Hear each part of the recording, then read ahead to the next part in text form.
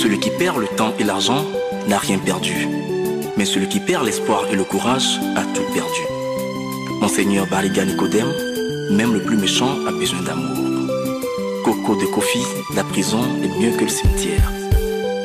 Prisonnier, prisonnier, oh, faut pas désespérer, chaque chose a son temps. Prisonnier, prisonnier, oh, faut pas désespérer, chaque chose a son temps. Togo, l'enfer c'est la prison civile de Lomé. Située dans le quartier administratif, à moins de 500 mètres de la mer, la prison civile de Lomé est le principal centre pénitentiaire du Togo. Personne ne connaît la date exacte de sa construction. Pour certains, c'est un héritage de la colonisation. D'autres remontent dans l'histoire pour dire que, vu son positionnement par rapport à la mer, elle était un lieu où étaient gardés les esclaves avant leur départ pour l'Amérique. Ce bâtiment était un ancien comptoir esclavagiste, puisque vous voyez l'endroit de sa localisation et la rue qui y mène va directement à la mer. Les recherches faites, il établissait que c'était un ancien comptoir esclavagiste.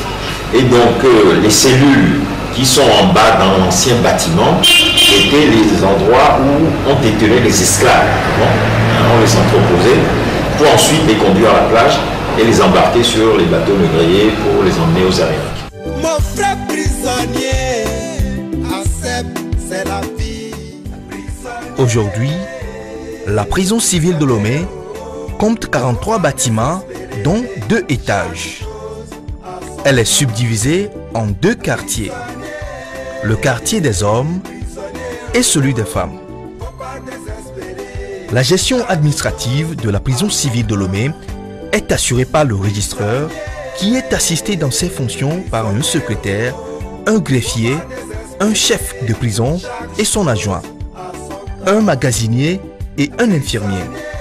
Il existe aussi une organisation interne des détenus. Le chef-cour, CC, qui est le porte-parole des détenus auprès de l'autorité administrative de la prison. Les chefs bâtiments, CB, qui sont chargés de gérer les problèmes de leurs cellules pour rendre compte au chef-cour. La sécurité dont la mission est de maintenir l'ordre au sein de la prison.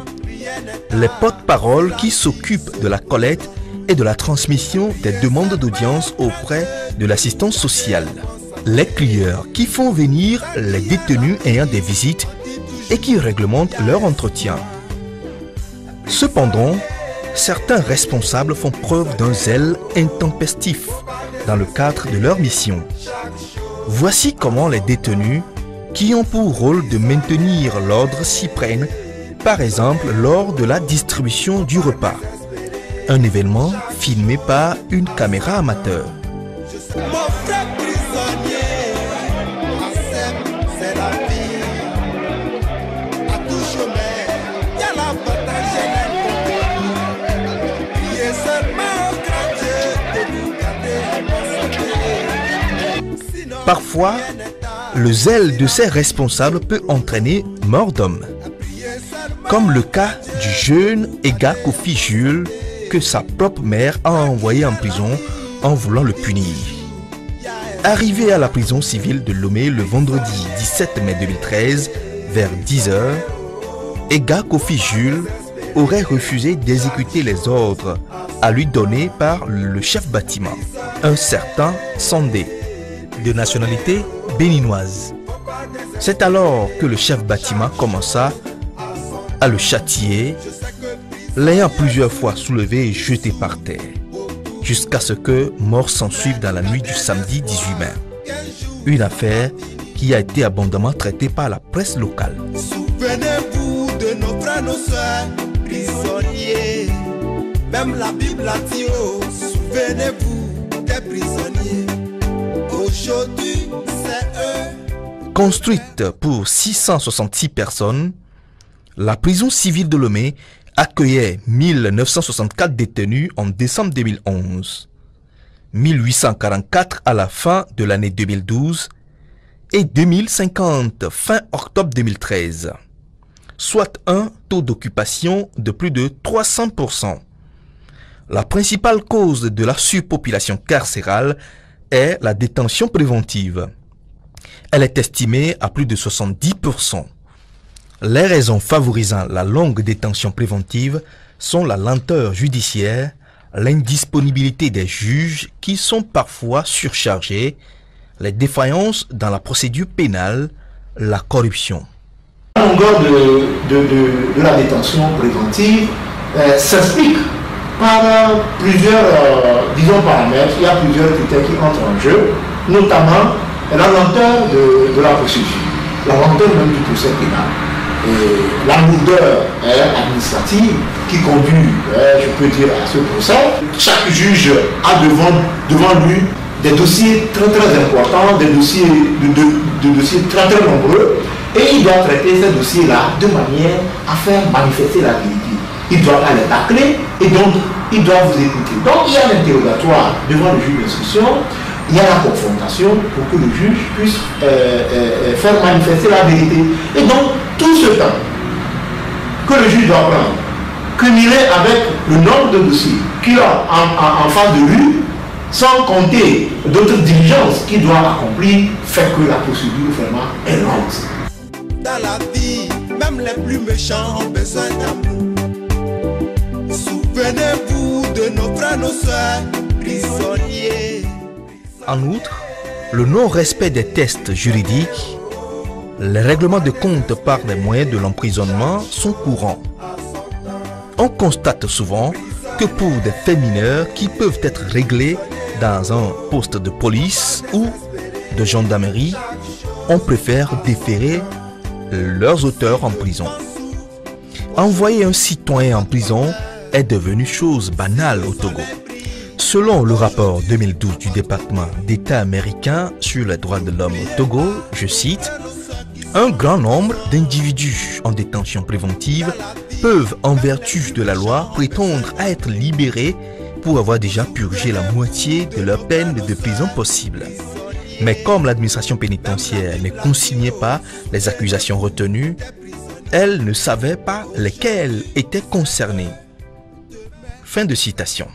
Puisque c'est le parquet qui gère les prisons, notamment le parquet général, en réalité, au niveau de chaque parquet, il doit avoir un registre qui pointe la liste des détenus. C'est-à-dire la séparation entre ceux qui sont en détention préventive et ceux qui ont été déjà jugés. Et donc, lorsque la date où vous devez bénéficier d'une liberté de droit, en vertu des dispositions de l'article 113 de notre code de procédure pénale, lorsque cette date arrive, en réalité, eh bien, l'ordinateur devrait vous signaler que cette personne aujourd'hui a atteint la moitié du maximum de sa peine et elle bénéficie d'une liberté de droit. Mais malheureusement, ce registre n'est pas tenu et il n'y a pas un fichier, disons, je dirais, informatisé du nombre des détenus pour que le parquet puisse faire vraiment le suivi, pour que les détenus ne soient pas en détention préventive éternellement, comme on peut le dire. Parce que vous savez, si on vous jette en prison, c'est vrai, vous allez ressortir, ça pose un sérieux problème. Et je pense que c'est tout cela qui fait en sorte que aujourd'hui ces prisons sont bondées parfois de personnes qui sont vraiment innocentes, parfois de personnes à qui on ne peut rien reprocher. Sachez que les prisonniers sont aussi des êtres humains comme vous.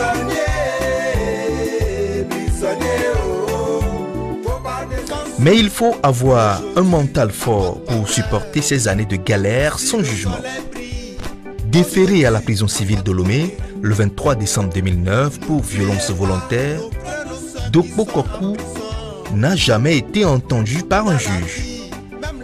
Après plus de 3 ans de détention préventive, il était désespéré et a choisi de mettre fin à sa vie.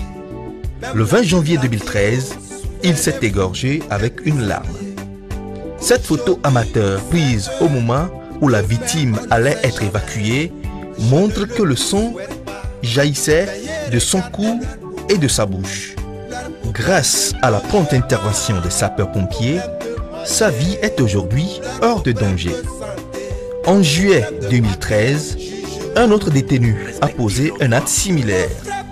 Au cours de cette année 2013, des filles asiatiques détenues à la prison civile de Lomé ont à 2 reprises tenté de mettre fin à leur vie en buvant de l'eau de Javel. La surpopulation carcérale n'est pas sans conséquence sur la vie des détenus. Mais au quartier des femmes, qui compte 4 bâtiments, la situation est relativement meilleure. Le nombre varie entre 45 et 65. Contrairement aux hommes, elles préparent elles-mêmes leur repas. Mais le hic, c'est que le maïs est mal moulu. La farine de manioc ou le haricot est plein de charasson. Donc, à chacune de se débrouiller.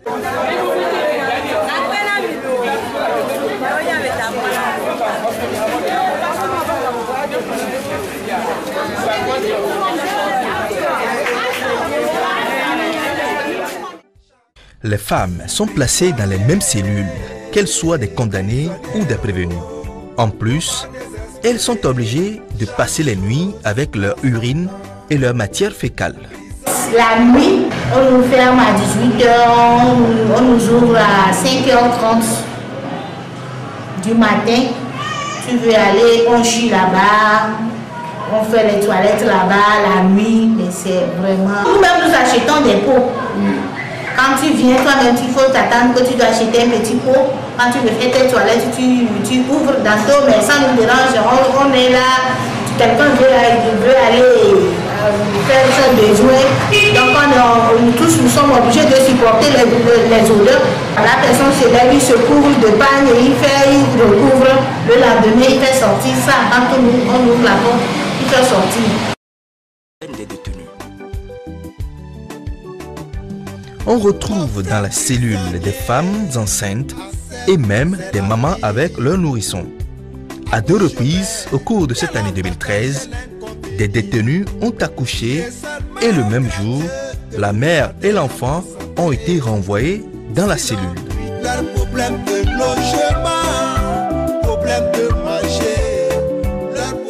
Dans le quartier des hommes, la situation est chaotique. Sont parqués dans une cellule d'environ 42 mètres carrés, entre 80 et 120 détenus, toutes catégories confondues. Criminels, récidivistes, délinquants primaires, prévenus. Il n'y a pas la place. Il faut voir le local. Il faut au moins 120 personnes. Et il faut vous asseoir. D'autres avec des éventails fabriqués par nous-mêmes avec des cartons, des bois pour pouvoir se ventiler. Donc ce n'est pas du tout facile.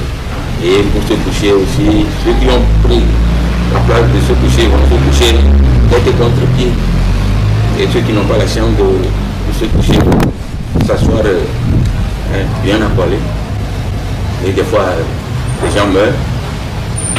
Entre vous, il peut y avoir quelqu'un qui est un peu soufflé. Il meurt comme ça.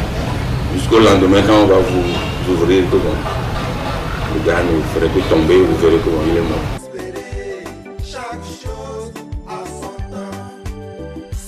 Ces cellules servent à la fois de dortoir, de salle à manger, de salle de séjour, de magasin pour les effets vestimentaires. Pas de lit. Peu avant 17 h, des nattes sont déroulées et chaque détenu s'y couche, soit sur le flanc gauche, soit sur le front droit. Comme le montre ce schéma diffusé en 2010 par Kofi Folipo, un Suisse d'origine togolaise, incarcéré pour outrage envers les forces de sécurité. Les détenus sont parqués dans les cellules comme des sardines. Une situation que décrit cet ex-détenu de la maison d'arrêt de Lomé.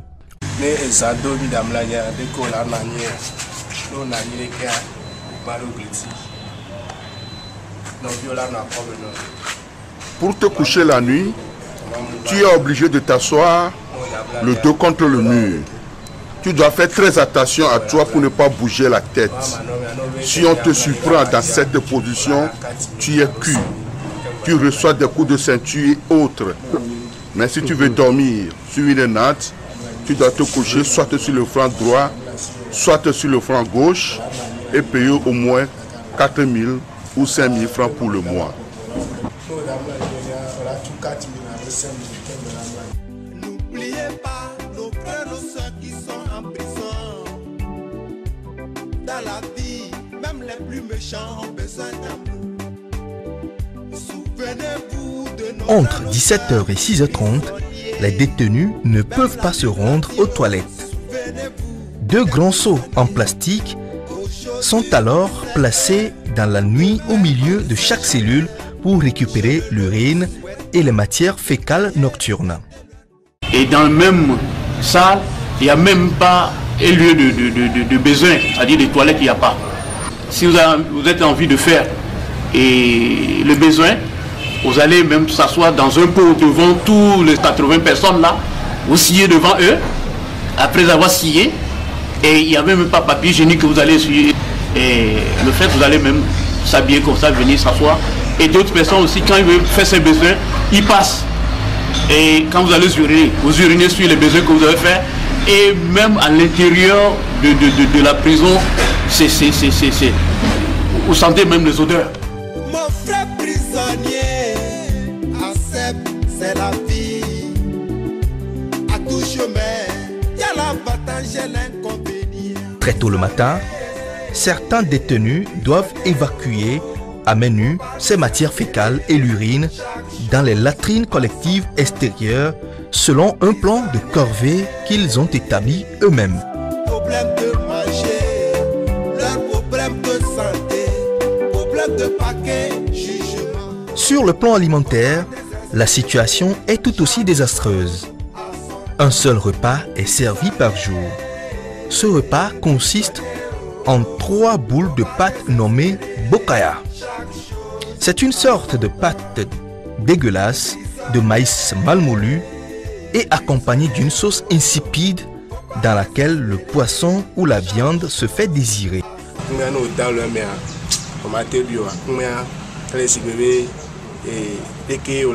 Si tu prends la pâte, tu ne peux pas manger. Elle est dure comme si elle a été préparée depuis 3 jours. Cette pâte est préparée avec de la potasse. La sauce, c'est de l'eau. Si on donnait cette nourriture aux chiens, ils refuseraient de la manger. Mais c'est cette nourriture qu'on sert aux détenus. La première fois que j'ai pris cette pâte, j'ai eu de terribles maux de ventre. Un autre détenu avait eu lui aussi les mêmes maux. Mais j'étais le seul à être évacué au cabanon, puisque lui, il en est décédé.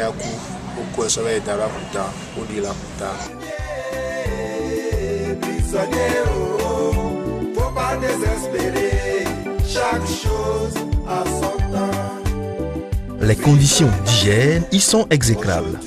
La prison est dans un état de pollution avancée et l'odeur nauséabonde est le compagnon des détenus à longueur de journée. Les cellules sont infectes. Le sable de mer mis dans l'enceinte de la prison et qui a noirci au fil des années montre à lui seul le degré de saleté de la prison. Quand il pleut, c'est la merde. En témoigne cette photo prise après une pluie en juin dernier. Le problème d'eau se pose aussi avec acuité.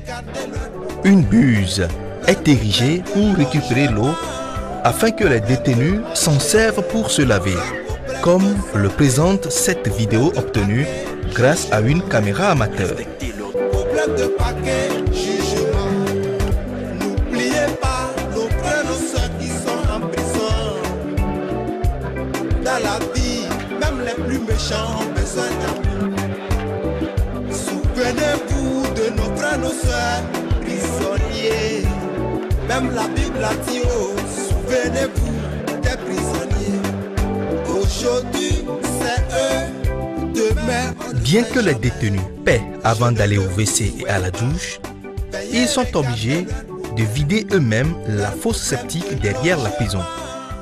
Les matières fécales s'évacuent dans des fosses septiques qu'il y a derrière et dans lesquelles les gens sont appelés, certains des détenus de corvée sont appelés à aller évacuer ces matières fécales-là dans des trous coupés dans la prison lorsque ces fosses sont pleines. Problème de manger, leur problème de santé, problème de paquet, jugement. Prisonnier, prisonnier, oh, faut pas désespérer. En juillet 2011, alors qu'il creusait un trou pour évacuer la fosse septique, Afangli Yaoyovo, qui a purgé plus de la moitié de sa peine, a été électrocuté et est décédé sur le champ.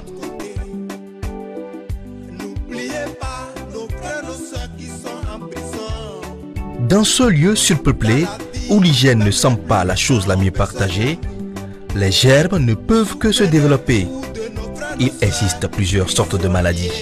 Le paludisme, la tuberculose, le choléra, les maladies cardiovasculaires, le VIH-Sida, les maladies de la peau, etc. Le fait que les prisonniers soient entassés dans les cellules favorise la propagation de ces maladies qui sont à l'origine de beaucoup de décès.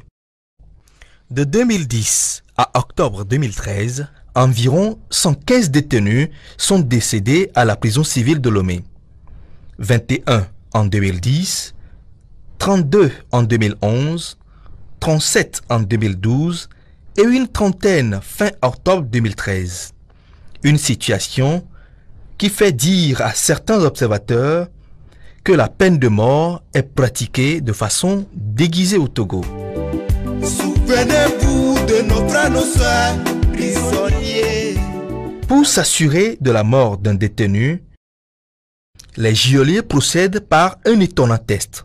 En prison, quand tu es décédé, quand on vient de te faire sortir, arriver à un esplanade qui est au cours de la prison, à l'intérieur même, on te met là-bas, on te met là, les deux pieds et les deux mains.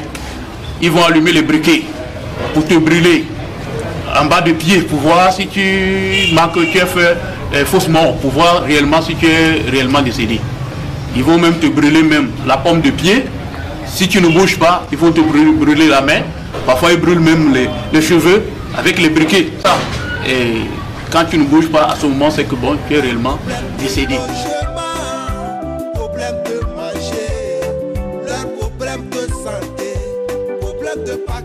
L'infirmerie dont dispose la prison n'existe que de nom. Quel que soit le mal dont souffre le détenu, il n'a droit qu'à quelques comprimés de paracétamol. Il n'y a pas souvent de suivi et il faut que le détenu soit entre la vie et la mort avant que l'administration pénitentiaire n'autorise son évacuation au centre hospitalier universitaire CHU Sylvanus Olympio ou un autre enfer latent.